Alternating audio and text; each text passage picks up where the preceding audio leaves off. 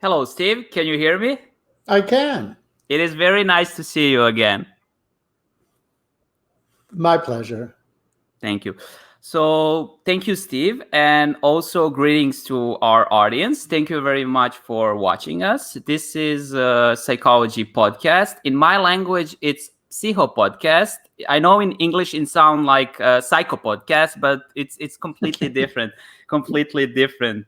So greetings, like I said, to our audience. You can watch us right now on Facebook Live, but later on you can also watch us on Facebook and YouTube. This is a show where we talk about different interesting and important psychology team. And our team today is the Elegance of REBT, or the Elegance of Rational Emotive Behavior Therapy. And it is my special honor to introduce my guest. Our guest today, he's a professor at Columbia University, but he's also a president and board of trustees in Albert Ellis Institute.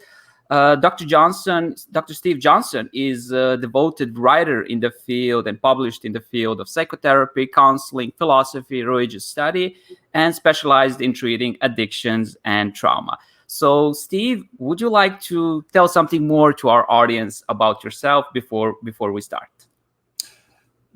No, that you did a great job. The only other thing that my wife and children want me to say is that I am married and I have 2 daughters, and neither of my daughters, my wife's a biochemist, and neither one of them went into biochemistry. They both went into psychotherapy, so I'm very happy. Right? That's very nice, and we are all together working on one of our papers. So I'm also very glad about that. So that's very nice. Okay, Steve, let's start. I like to start from the beginning. So I have some question about your early work. Like, do you remember your early work, your first steps in psychotherapy, and what do you think? What's the difference now and few years ago when you just started working as a psychotherapist? I actually remember the very first client that was assigned to me. That poor unfortunate couple. They had been court ordered. There was major conflict. In fact, as a result of the conflict, the wife had lost a baby, and so the court said, you have to come in. And see Dr. Johnson. And they came in, they were throwing Coke cans against my wall and trashing my office. And I went to my supervisor and said, I want out. I remember my first client, also the official client, like he was like 17 years old boy. And I'm not really sure he know I was afraid more of him than he was afraid of me or psychotherapy. I always say that story to my students. Like let's just say what is the difference like now and before, like for starting young novice psychotherapists? What do you think? Well, it's been many years since I've been a novice psychotherapist, right? But I think in many ways that the therapist today, if I have it right, and I'm still a professor, so I try to stay on top of that, is when I was learning to be a therapist, we had like a smorgasbord, right? We were hit with all kinds of models. And so when I went into practice, I'm like, oh, that's nice. I could recite the models to my clients, but I didn't know what to do. And so now I'm finding more often we're trying to give them some basic skills and maybe a grounding in a particular model so that from there they can branch out, and day one, they'll be nervous, but they can have some skills. I agree. And I also did a lot of readings when they say, even right now we have like integrative CBT, integrative model, but we always stick to one model, like one core model, which is like some basic we need. And that's why I love REBT, not just because we are both REBT students, teachers, supervisors, but it gives a really good structure and base for young students, like something you can grasp. And at least for the beginning, you have a very strong foundation, which is very, very important. Like, what do you think? Do you have some advice, if you could, of course, give it to younger self, like regarding psychology or psychotherapy or your first steps? What advice would you give to yourself? One, calm down and enjoy the process, and not focus on doing it perfectly, which you will never be able to do, or that you're going to break the client. I think we often believe we have more power than we actually do. The other thing is, the thing that has helped me throughout is to maintain curiosity about my client, and that when I am doing something or thinking something, believing something that is getting in the way of my curiosity, that I need to deal with that. That's great. So if I can stay curious and be attentive, then I can probably think through a treatment plan better than having the spilkus and being all worked up, right? That's great. I read in one of the Albert Ellis books, one of his, I think it's maybe even autobiography, post-mortem autobiography, where he said, correct me if I'm wrong, like if he can live one more life in this area, like he's not really sure he would choose to be a psychotherapist again because of a lot of bureaucracy or something like that. Can you confirm that maybe he said that, or what is your opinion on that, or something like that? I never heard him say that. I was around him quite a bit, but I never heard him say that. But there are some things that do make it make things a bit more challenging, especially if insurance gets in the way. It makes decisions about how many sessions a person should have. But at my age, I ignore bureaucracy, so I don't know whether I give that much significance. Though I know my students who are just starting out in their practicum and their internships are very worried about that side of therapy. Yeah, I understand. So we just start talking a little bit about Albert Ellis Institute also, and Albert Ellis himself. Like, how did you start working with Albert Ellis Institute, and of course with Albert Ellis? How did you fall in love with REBT? Was it love? Was it love at the first sight, or? Was not in love with Albert, but with REBT. That's what I thought. Yeah. I was trained in psychodynamic. Particularly, object relations and self-psychology. And while I loved it, I loved the theorizing and the conceptualization of problems, I didn't feel that I had a grasp on what to do. And I could, what I did often would make, and believe it could be that I didn't do the models justice, but I didn't, I could help clients feel better, but they wouldn't get better. They had to just keep coming back in over and over and again. And we seemed to be talking about the same problems. And then one day it occurred to me, I said, if I had a car that wasn't working, and if I took that car into the mechanic and I had to take it into the mechanic every week for 10 years, I'd begin to think something was wrong with the mechanic, and the approach. And so at that point, I wrote a letter to Albert Ellis, and I said, I'm trained in this, and would like to learn from you. And the other thing is that I'm very interested in the role of religion and how that might impact psychotherapy. And I got a personal call from him on the phone, and he said, "Get your ass down here." And so he did an interview right there. And before the interview was over, he said, "Okay, you're going to be coming to the Institute." That's great. So I think it was my frustration with the speed or the effectiveness of what I was doing. Yeah. And I heard, correct me if this wrong, I think he said about those Carl Rogers and psychotherapists, it's too goddamn passive. It's let's do something, with his growling voice. I'm saying this with respect, not the other way around. And we would always say that he inherited a gene for efficiency, and Freud inherited a gene for inefficiency.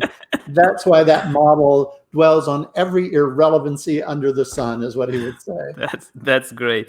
Before I go to my next question, I would also ask our audience to write a comments. If you have any questions for Dr. Steven Johnson, at the end of the show, we're gonna try to answer a few questions from the comments. So what do you think, was there something that you did not agree with Albert Ellis and his philosophy when you start working with him, or during the years you worked together? Yes, it was a growing difference. Typically, if you read REBT, several writers in that model would say that unconditional self-acceptance is the most fundamental concept, and then unconditional other acceptance. And over the years, I've come to believe that both are necessary logically, although I find that, and maybe this comes from my faith stance, that I really focus a lot on unconditional other acceptance. Because I think if we unconditionally accept others as clients, as therapists, as people, that diminishes a lot of problems. Yeah, that's very, very, very interesting. You just said. So, what do you think? You just mentioned this. We call it USA, unconditional self-acceptance. Is this something that is unique to REBT, or sometimes I love to think different therapeutic approach? They talk about the same things. They just love to call it differently so they can be special. What is the unique thing about REBT, or something that put special focus? I do think USA, or unconditional self-acceptance, is kind of bedrock for REBT. I mean, Carl Rogers had, unconditional positive regard for the client. We tend to be a little bit different than that. Of course, we're going to unconditionally accept the client, but we're hoping that they change because they unconditionally accept themselves, not because I unconditionally accept them. And then also, a lot of people, when we say unconditional self-acceptance, they think we mean self-esteem. And we don't mean that. We mean self-esteem means usually that you will rate yourself higher than you normally would rate yourself. And we go, the problem is rating. Why don't you just forget the rating game and just unconditionally accept yourself? Rate your performance in your roles and make changes that you need. But that'll be easier if you unconditionally accept yourself. Yes, sometimes you have to say this is enough. Like I have procrastinated a lot of time to start doing shows like this. It's like, oh, I don't have a good enough camera. My public speech is not good enough. Like my graphic skills are not good enough. Sometimes you just have to start to learn some things away and accept yourself. So I would like to go back to our theme of our like the elegance of REBT. Like, would you tell to our audience, like, what does it mean, elegance? Like, I read a lot about, and I love that word. Like Albert Ellis in the books, he said, like, the REBT is elegant approach. What does it exactly mean? I think each of us looks at that a little bit differently, but my understanding and working with Al was that as a model, it is elegant because we will get to the heart of the disturbance and not tend to use methods that are more distracting, right?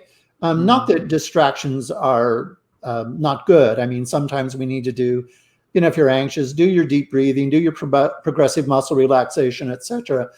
But wouldn't it be nice if we could change those beliefs that give rise to the anxiety that has you do all of those, distractions? So we would say nothing wrong with the distractions, but the elegant solution would be get to the heart of what's causing that. That's lovely. I love the way you said that. Before, you also mentioned, like, you start from psychodynamic. You also mentioned some other therapeutic approach. What do you think? Like, is it possible to work only one, like, to be educated in only one therapeutic field and say, okay, this is enough, I don't need anything else? Is this possible in today's age? I think it's impossible. Let me give an example.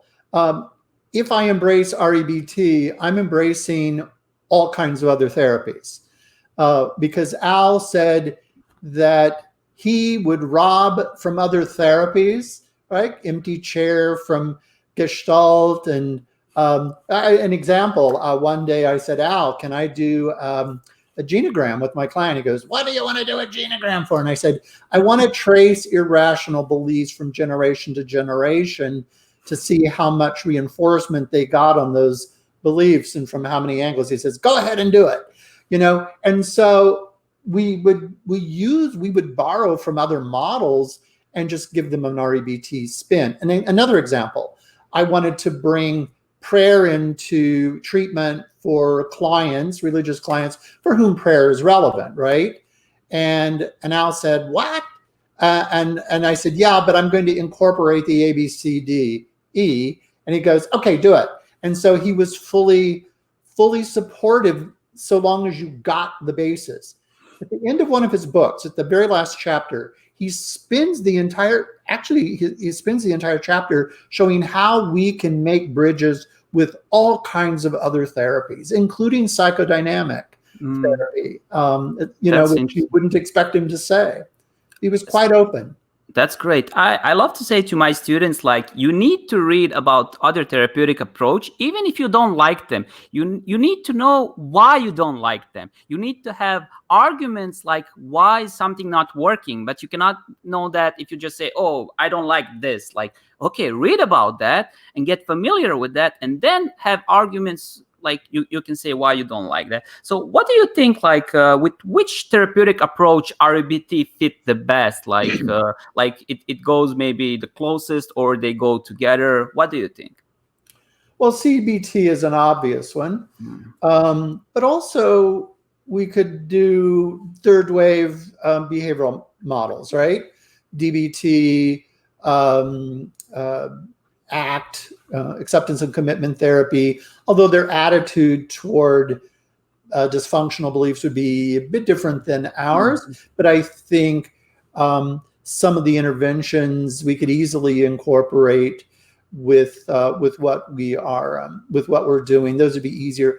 So maybe a little more challenging to build bridges that would be as strong if the person is going to just focus on an activating event and not get around to the cognitions, emotions, etc. Yes, the way it's I love that you mentioned ACT, acceptance commitment therapy. The way I incorporated acceptance commitment therapy in REBT is like, I'm not really sure we can just accept any thoughts. Let's find helpful belief, unhelpful belief, dispute them, and then let's both accept them. Like after that step, let's try to accept them, working to that. So that's way how I incorporated ACT and REBT. I also I watched a lot of your lectures. You were also my supervisor. I know you use a lot of humor in your lectures, in your counseling. Why is humor so important in psychotherapy? Even Freud himself thought that humor was a really high-ordered, defense mechanism, and Albert himself said that one of the signs of good mental health is that a person has a sense of humor. I think humor goes away when an individual is overly serious and demanding about something, and so I think I will try to use humor to even show that I'm not being overly serious about myself and if I make mistakes, etc. However, you need to use humor very, very cautiously because different people have a different sense of humor, and I think there should be rules around that. Like, don't make fun of the client. That usually is not a good strategy, right? Make fun of the behavior, always behavior, never client. Yeah. And even there, I mean, I would say that certain diagnoses, certain forms of personality disorders might see that humor as an attack, especially my assessment is that if I look at an individual and I make an assessment of how much they perceive threat in their environment and how they interpret things, do they interpret in terms of threat? If so, then I'm going to be more cautious about how I use humor. I understand. I love the way you said that. Let's talk about a little bit about awfulizing, the way Albert Ellis said. Sometimes, especially young students, they don't understand awfulizing when it comes to disputation. They try, especially if it comes regarding traumatic events, they try to dispute it the classical way. Okay, let's find some worse situation. But what would you say about that? How should we work on awfulizing, disputation of awfulizing when we have traumatic events? Yeah, I think it is to keep in mind that we are disputing awfulizing, not awful. And so if an individual believes about a situation that it is awful and it is very, very negative, I'll never forget clients whose 2-year-old drowned in front of them. I'm not going to tell them that that's not awful, right? Or some of my Muslim clients who have been traumatized, overseas, or women who have been raped. I mean, all of those unbelievably serious kinds of trauma. But I can look at what is the consequence of awfulizing about it, especially if we're spending a lot of time awfulizing. What is it that we're not getting done that would move them more toward health and getting them to do things that might increase pleasure and eventually happiness and joy in their lives? That's great. Before you mentioned third wave CBT, one of them is compassion focused therapy. I love reading books from Paul Gilbert. They call him Big Teddy Bear, and I watch some of the lectures. I try to take that kind of approach, more of the listening, more of the compassion, and then later on, maybe we're gonna come to that step when the person is ready to look at it different way. But still, even then, we need to be very careful. So, and Saad, if I could follow up on that, yes, I think it was Donald Meichenbaum about individuals at 9/11. Here in the United States, in New York City. Individuals would come and tell horrible stories of things that they saw, and not jump in and just dispute, oh, but is it really awful? And then you lose empathic connection.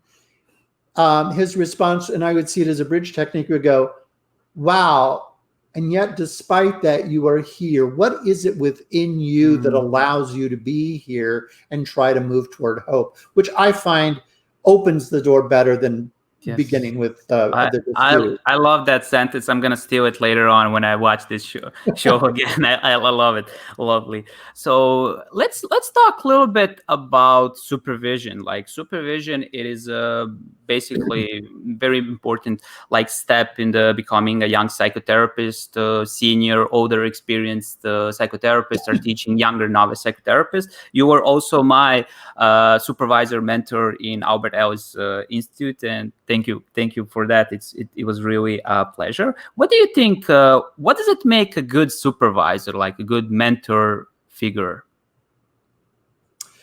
I don't know that I have that all figured out, but Just an opinion. maybe in the next life I'll do better on this.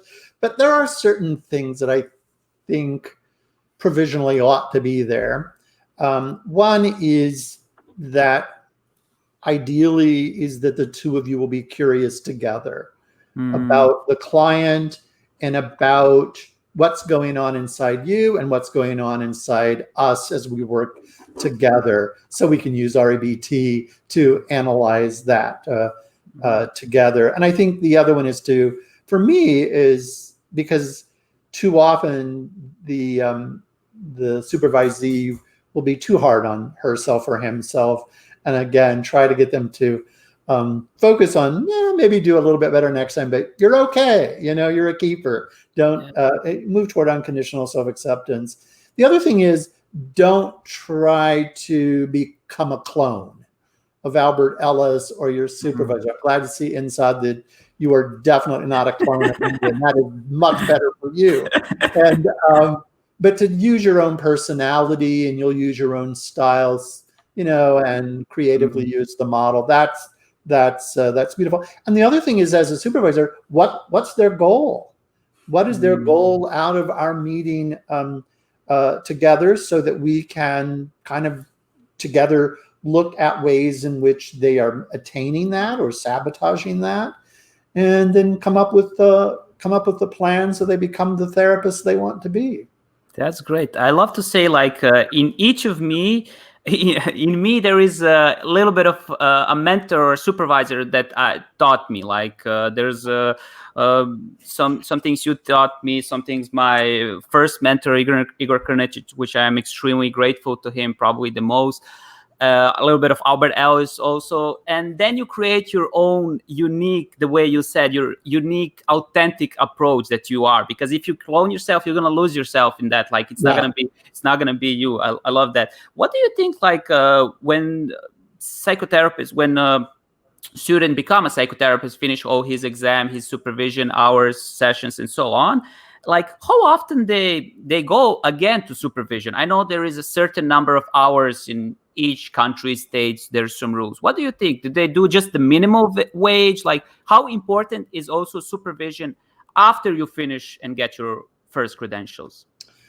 I'm still in supervision, and after years, and so Jim McMahon, my best friend, who was a therapist, and we both had PhDs in philosophy and psychology, so we were really good for each other.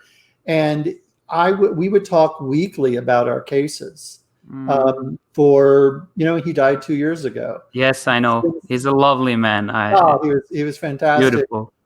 And now Christine Doyle, unfortunately, has to hear me, and I will listen to her. Maybe not with the same degree of frequency, because Jim and I would talk several days a week. Christine and I talk a couple of times a week. So I think it's an ongoing process. We are not meant to be a lone ranger in this field. That's great. Like there is some things like it's not just about supervision or mentors. It can be even said about the parents. I think the true unique ability of a good supervisor or a mentor is like you want your students to become one day better of you. If you become of that, that's mean you did your job good. Like if your students become, let's say, go further, whatever further means, you did your job good. Unfortunately, I believe like there is some mentor or some parents who's like, okay, you get good enough, but I'm here you are here. And I think it's very important to let the student, let the son, daughter, let them be themselves. But if they surpass you, great. You did a good job. I have a joke about that one, and I fully agree. Is when parents come in to see me and they're all nervous about their, new parents are generally nervous about whether they're parenting correctly. And I'm like, look, the goal is to be good enough.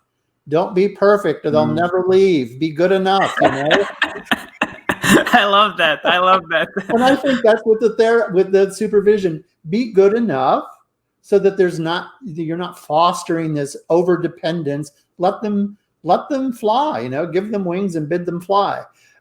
Jim McMahon and I worked in Romania for 15 years. In the last few years, we said, why are we coming? These guys are better than we are. And I think it was just psychological hand holding until they realized how proficient they were. That's great. Now we're gonna go a little bit some other field before we start talking about the fate in COVID-19. We just to say we have some hellos from Vienna in Austria. There is Jana from Bosnia. Hello, Matt. Maybe you're watching us from United States, and we have already one question, but we're gonna answer it later on in comment section when we finish just some of the questions we have. Like I said, if you have any questions for Dr. Steven Johnson about REBT, about anything we talked about today or his field of expertise, please write a comment. It's going to be our pleasure to answer. Let's talk about a little bit about the fate and COVID-19. Like you have successfully beaten cancer, and I want to congratulate you on that because that's something you talked about. Like, how much was fate part of your recovery, but also how much was rational motive behavior therapy, or can you separate those things? Should you even separate it? Like, what is your opinion on that?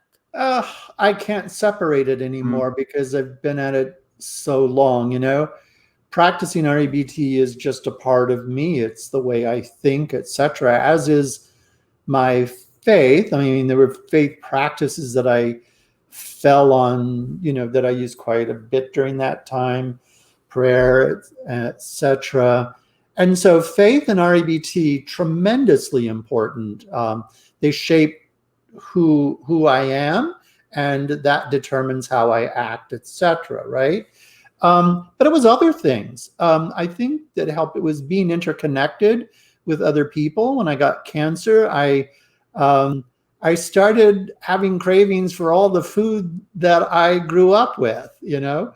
Some people said that's probably why I had cancer. But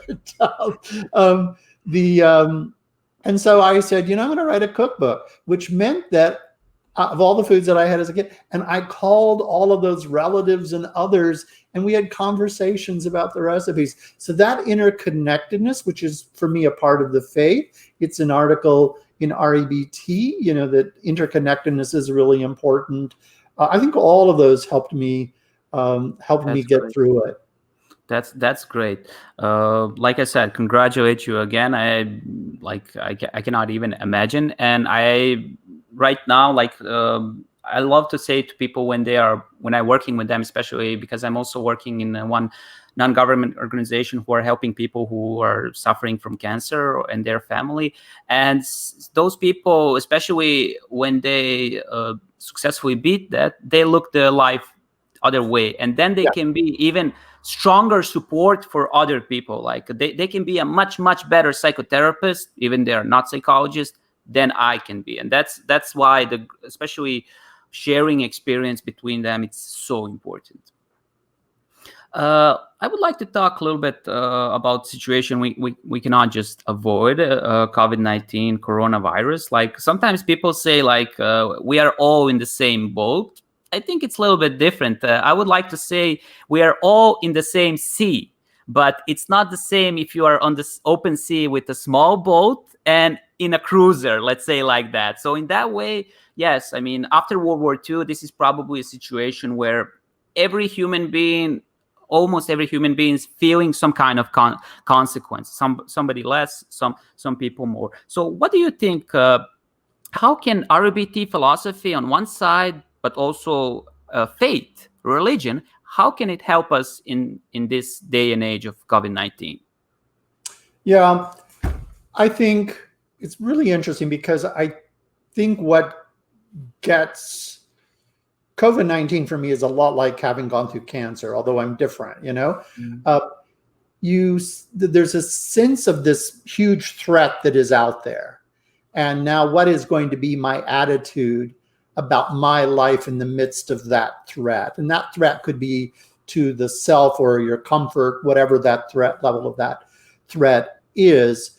And I find that meaning and purpose and having that in the midst of one of those kinds of overwhelming threats can help an individual be much more resilient and not develop frustration and intolerance and put themselves in potential harm, as we're seeing in the United States. I'm not commenting on other religions. The people get so frustrated they don't want to wear their masks, they don't want to practice, maintaining a proper social distance and that. But I think if you have a belief in there's meaning and purpose and a connection with something that's transcendent, whether that is God or something else. I'm impressed with the work of Emmons in his book called Ultimate Concern. Ultimate Concern was a term that was taken from a great writer by the name of Paul Tillich, actually a Christian theologian.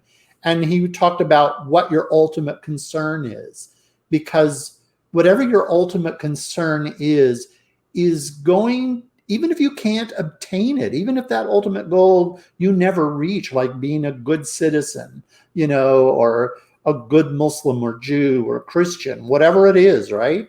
Maybe you'll never attain it, but it does give meaning and purpose and unity to your life, Otherwise, you're doing a lot of things, but they're not coherent. So Albert said, find a passion, a consuming passion that gives you meaning and purpose. And so those two, the faith and I think REBT, dovetail at that point. Go after your meaning, go after your passion. That's great. I love the way you said. And what do you think, did this coronavirus and COVID-19 teach you something about did you learn something new about yourself or maybe other people, some close to you or generally the population? What do you think? Well, there's the humorous side of that and then the non-humorous. Let me go with the non-humorous. I was surprised that I could handle the frustration, right? Because I'm older, I've had cancer, I'm diabetic, so I have all of the pre-existing conditions. So I'm not going to run out in a mask and Speedos. I'm not doing that, and get without a mask because I'm not, I could die very, very easily. And so I stay at home quite a bit. I have to do webinars and teach my classes online. And while that's frustrating, it's not too frustrating. You know what I mean? I can tolerate. And I never thought I could do that. The other part that I learned was how much I miss a bagel with cream cheese. I saw your Facebook post. Yeah, I remember them from Ellis Institute in New York. They're lovely. So I share that. I can truly understand.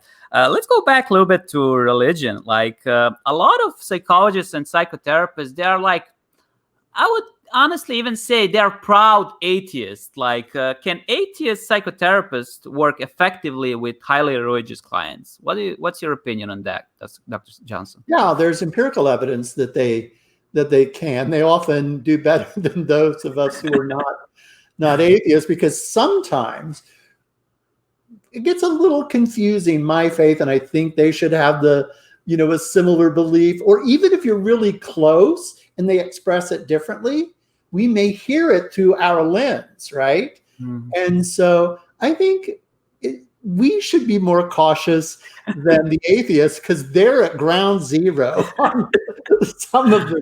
They may have their own biases and prejudices. I think they can do a great job if they listen closely. Let me give an example. Mm-hmm. I teach atheists often how they can use prayer in session as a diagnostic tool and a treatment tool. Mm-hmm. I go, listen to them pray. If they want to pray, let them pray, and listen to the content, and you'll hear if there are any irrational demands or frustration intolerance, etc. So it can be used as a diagnostic tool, and you can look at whether the content of the prayer changes over time in treatment. So that you could put that in your notes. So see it as an asset. There may be parts of their faith that come out of their psychopathology. You can deal with that. But faith can be an asset, and if they begin to see it as a potential asset, as Albert himself did, then I think they can do a great job. That's great. I always tell to my clients, like, you have your own values. The clients has their own values. Like, never put your values in front of the client. So you need to respect that. So if you respect that, and even if you show just a little bit of interest about his values, it's going to make a stronger therapeutic approach. And I agree with you. It's not necessary to be religious or highly religious psychotherapist in order to help religious clients. I would like to follow up this question with fasting, religious fasting. Like, the Ramadan was just last month. It's a very special time for me. And there is one part of the fasting which is, I believe, it's very connected with REBT, especially with frustration intolerance. So frustration intolerance is the core of anxiety attacks, eating disorders, panic attacks, and so on. And I think that fasting, not just Muslim fasting, any kind of fasting, it is like a meditation. It is mindfulness. It is frustration intolerance training, because basically what you have, a thought, okay, I'm hungry. I am hungry. I accept that thought, but I don't want to eat until 8:00 evening. So in my opinion, that is mindfulness training. What is your opinion on fasting in religion? I agree with just what you said, and I think it can also help you identify beliefs that are there, not only with fasting, but outside of fasting.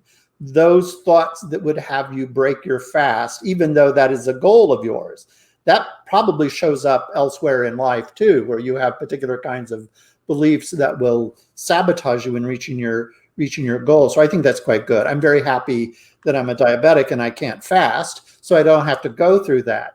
But I think it's tremendously valuable. And I think there are many, many other kinds of things. I mean, that's one act of fasting, but prayer and the structure of the prayer. I did a survey of 3,000 prayers using the ABC model. And I wanted to know, what do people pray about?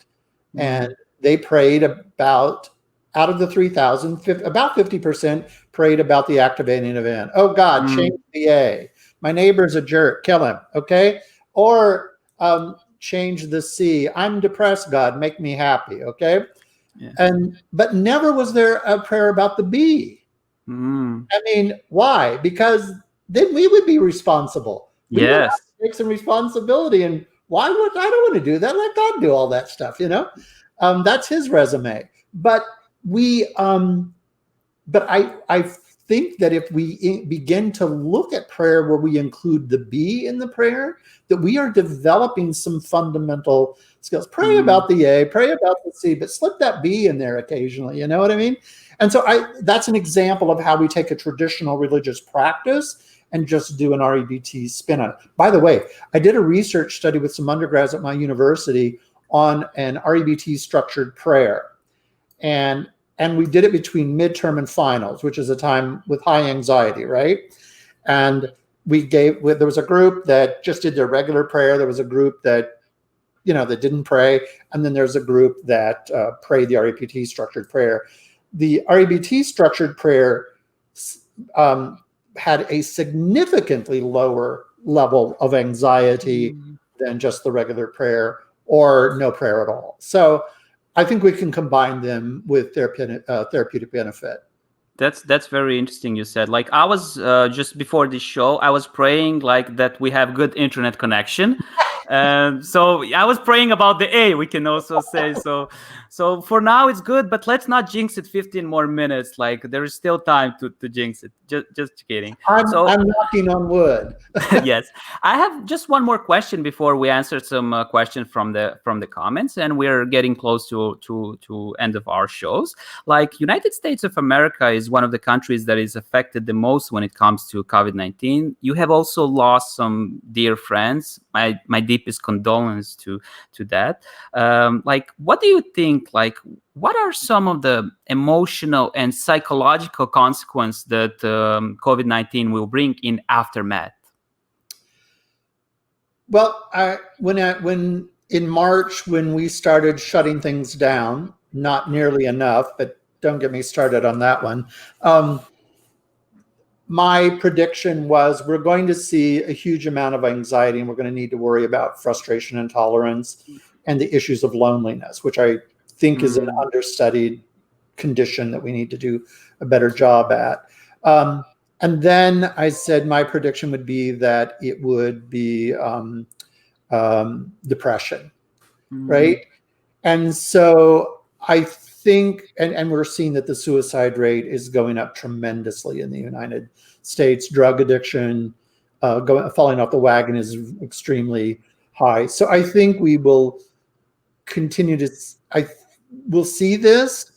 But I think what the other thing that will be longer term will be the consequences of long-term stress. We will be dealing with for I don't know how long. And I hope that there's a good outcome, that we include in our educational system how to deal with stress, how to deal with all of these kinds of things.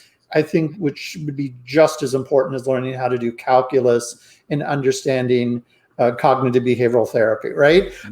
That we need to do that. So I'm hopeful, but I think that the mental health consequences are going to be significant for some time. And if I could just, sorry. Yes, no problem. But the Center for Disease Control, for example, when it came to loneliness, posted that the way to handle loneliness is to give people opportunities for connection. And this was repeated over and over again, but the research shows that that doesn't work, because and I think REBT and some of the other therapies can help here, because we can give a person an opportunity for connection, but if they have self-sabotaging beliefs that prevent them from doing that, then we're not going to get at the heart of loneliness, and we're going to see that problem continue. So I think there's a lot of things that we can do. Even in the aftermath, to prepare people for, the ongoing symptoms and the new ones for the next onslaught of whatever it is, right? Because we're not dealing with just COVID-19. We're dealing with a social upheaval around Black Lives Matter. We're all kinds of things, and there are going to be psychological consequences for them. You said a lot of interesting points. Like, I will, like, each of those points, it's a special show. But I would just like to say one thing about something you said, like we should teach in the school how to deal with the stress. And I love the way you said that. I wrote one article on my blog a long time ago. Like, I believe from the first grade, you should teach the way you teach, math or language. You should start teaching about the emotions, the way you deal your emotions. So I think that's something that should be in the, like, each program in the school, like even from the first grade. Of course, you're not going to start with the big stuff, but just with some simple points. Great. And now we're going to focus, thank you, Steve, for answering our question. It was really lovely talking about. After the comments, I have just a few more questions. Like, let's go to our questions. Just a second, so I can see we have a few questions. Yana, she would like to know, like, I love how you talked about incorporating different therapies into REBT. I have a question for Dr. Johnson, but also for you, Ansett. Thank you. What is your favorite REBT technique? Oh, wow. What a great question. I've never really thought about that. It depends on the type of client that I have.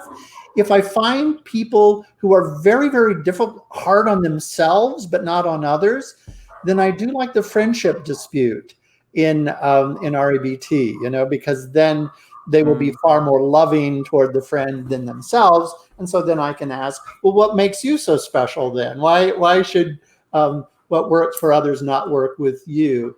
The other thing that I really, really like is a simple technique that Jim McMahon and I developed together for teaching unconditional self-acceptance, so that we are able to separate the individual from their roles, and then we look at behaviors within their roles rather than the self. Leave the self alone. Just let it sit there in self, okay?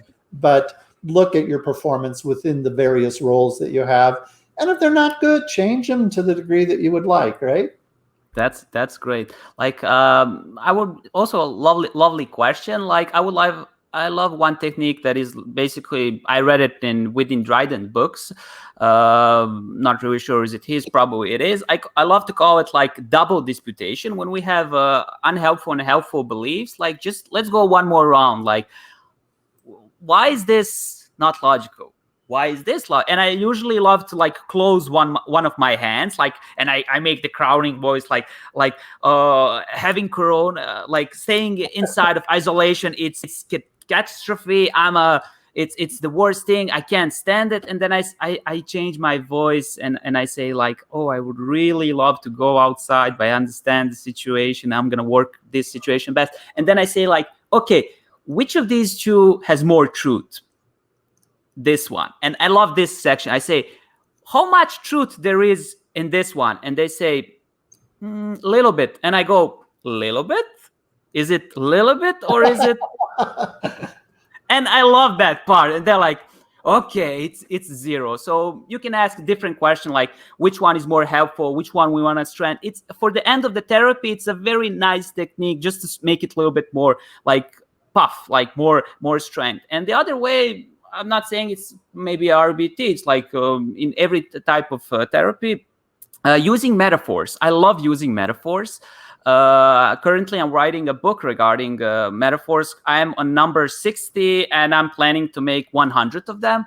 So it's going to be a long journey. But I love using metaphors. I was like the metaphors about the boat and the sea regarding COVID-19. Like the other way, I was watching my washing machine. I was like, can this be a metaphor? And I was like, the washing machine is going around.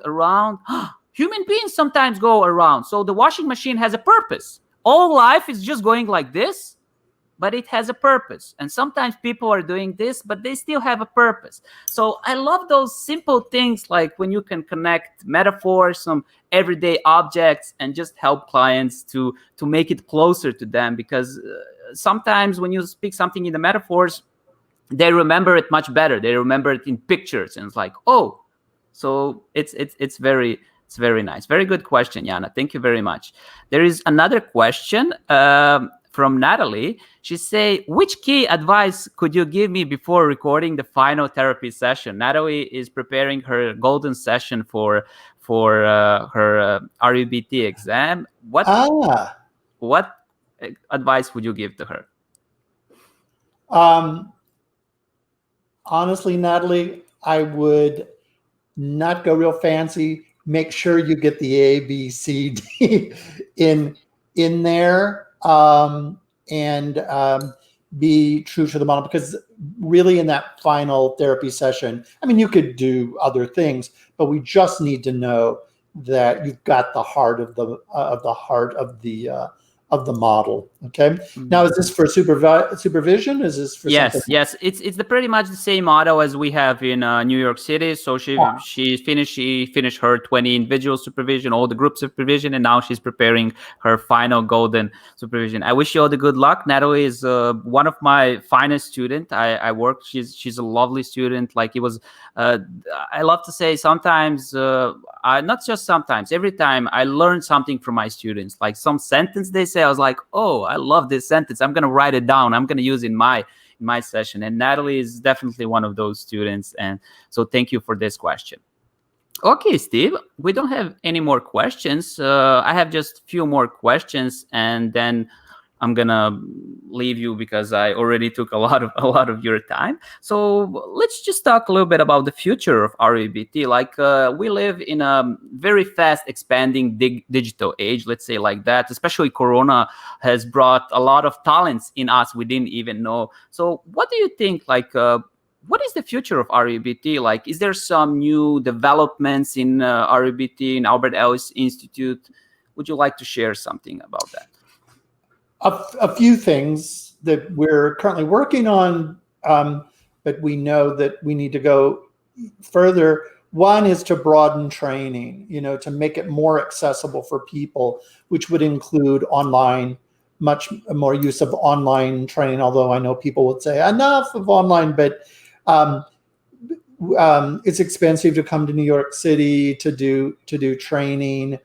Depending where you are in the world, it could be somewhat of a schlep to get to a training center. So we do want to broaden that and have that available in other languages, and including supervision in your language of choice. We also want more specialized training. We have the primary, we have the advanced, but we want to look at more eating disorders, trauma, some of those major issues, or applied to particular settings. What about REBT within the prison systems, et cetera? And I have, I work in the prison, and I have friends that work in there, and it's a little bit different how you handle those. Also, I think the thing that COVID and what's going on inside the US and other places is making us more aware of is to look at application of REBT and with respect to the effects of racism or Islamophobia or homophobia, anti-Semitism, issues of gender, religion, faith, etc. We need to look at that, I think, more, we've always taken it seriously, but, more pointedly, and listen to people. Overcome the stigma, and how we can overcome the stigma. And that's a big issue within the Albert Ellis Institute. And then one of my favorite ones as I get older is we really need to recruit young professionals. We're happy we have Inside and some other really great individuals who will be able to think through the changes in culture, etc. I mean, I can't even keep up with English language, how it's changing, my daughters are constantly having to tell me what something means. I think it's bad, and they say it's good. So just cultural relevance, etc. And so I think there's so many things that are really, really exciting right now for That's for great. That's great. Yeah. I love the way you said the last thing, like I remember, maybe, I don't remember, I read like 30, 40 years ago, it was completely normal to smoke in the airplanes, but right now it's like, I think it's even a criminal offense or something like that. You can get in the jail and big fine. So I'm wondering, the way you said it, like we have to evolve, like what are we doing today that maybe in 20 or 40 years is going to be completely nonsense? Like, what were you guys doing then? So that's why we need to be flexible. So maybe inside, one thing I think that helps, and I've been making it a point to do this, is to hang out with people in other fields. I've been talking to anthropologist at Harvard who is helping me in his work with primates to begin to conceptualize threat in different ways, and that might help. And to look at other sciences. I even talk to psychiatrists, and here I am a psychologist, and I even will talk to those guys. I have a best friend, and we are looking at how we can join forces and cross these disciplines. I mean, I pull from my philosophy tradition all the time. I'm so thankful to have that. But there are so many gaps in my knowledge, and that, talking to these other individuals could help. And so I think getting a broad base liberal arts education is extremely important, and to stay in dialogue with those other professionals. That's great. That's great. And just like the final question, like, do you have any other maybe advice or technique, or maybe some books or some readings, some show, something you would like to recommend to our guests or even the students maybe who are going to watch this?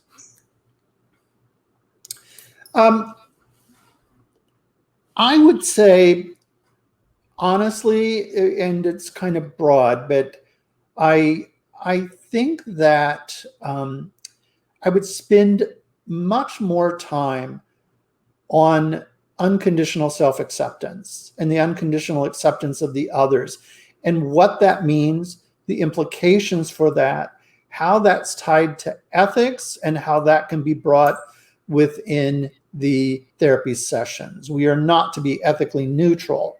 We don't want to impose values on people, but we also are not ethically neutral. We, above all, do no harm, right? And then the other thing is to look at research in, and maybe this is my bias because this is where I'm studying a lot, is in neuropsychology, particularly like on the default mode network, where I'm spending a lot of time doing reading and talking to researchers in that area about the narrative that we have created in there, and how the loss of that narrative within as a consequence of PTSD. So began to look more pointedly at neuropsychology, the neurosciences, and this is going to be sounding like a rebel, but make friendships with people from those other models, and have a talk. I spent an hour on the phone talking to someone in attachment theory. Who would have believed that I would have been talking to that? But I absolutely loved it. I know. And so we came to some real good understandings that we were often talking about a similar thing and going about it a different way. So those are things that I'm working on. And if you guys come up with some other ones, let this old guy know so I can use those. We can say, don't be an island, like connect with people. That's lovely. That's great. I can see Yana and Natalie are thanking us for the answering the questions. Thank you, Yana. Thank you, Natalie. And not just Yana and Natalie, thank everybody for being a part of this podcast. It was really lovely talking with you. They say there is 3 types of speech. One of them you prepared, one of them you had, and one of them you wish you had. For me, this is the second and third. Like, it's the one I had and I wish I had. So thank you very much, Steve. Thank you very much for answering all the questions. I have to be honest, a lot of time I was in my head. So I will have to watch this video again and even carefully more listen to your answers. So that's something I also have to be more mindful. But thank you very much. Do you have anything else maybe you would like to say for the end?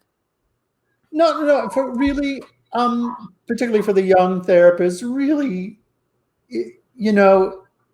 enjoy this process. There's actually a Roman Catholic theologian I really like, Bernard Lonergan, and he said there are these transcendental imperatives: be attentive, be intelligent, be reasonable, be responsible.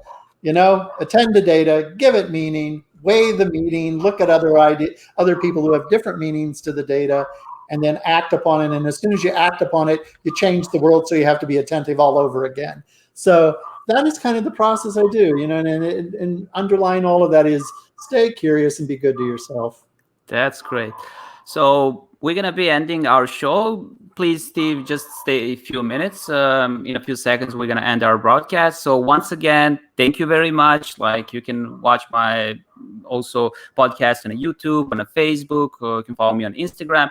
Also, you can follow Dr. Steve Johnson. If you go to the Facebook webpage of Columbia University, you're going to find a lot of lectures from Professor Steve Johnson. So I would definitely recommend it. I watched every single of them. So especially if you're a psychologist, a novice psychotherapist, even experienced psychotherapist, there is a lot of things you can learn.